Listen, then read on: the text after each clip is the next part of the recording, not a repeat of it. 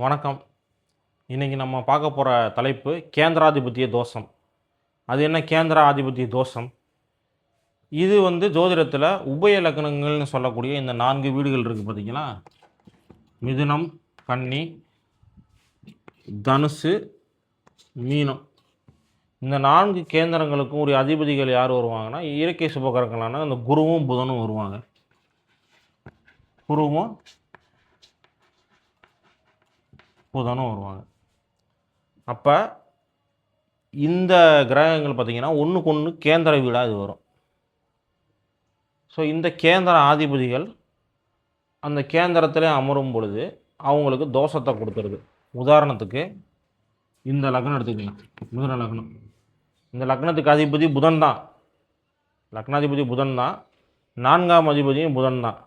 இந்த புதன் இங்கே அமையிறப்ப என்ன ஆயிரும்னா அவருக்கு கல்வியில் தடையை கொடுத்துரும்.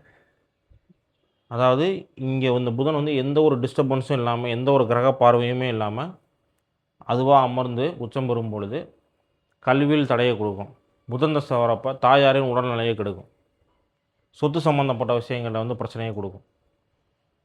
அது கேந்திர ஆதிபத்திய தோஷம். சுபகிரகம் தான், கேந்திரத்துக்குரிய கிரகம் தான், பட் கேந்திரத்தில் உட்காரப்போ தோஷத்தை கொடுத்துரும்.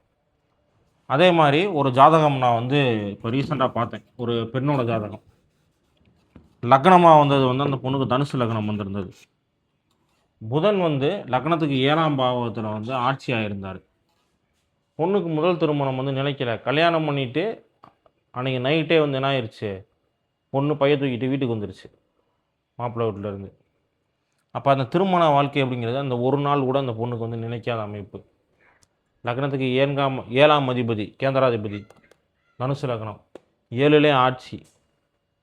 இந்த புதன் எந்த ஒரு கிரகமும் இந்த புதனை பார்க்கல, டிஸ்டர்ப் ஆகலை. அந்த புதன் டிஸ்டர்ப் ஆச்சுன்னா அந்த தோஷம் வேலை செய்யாது.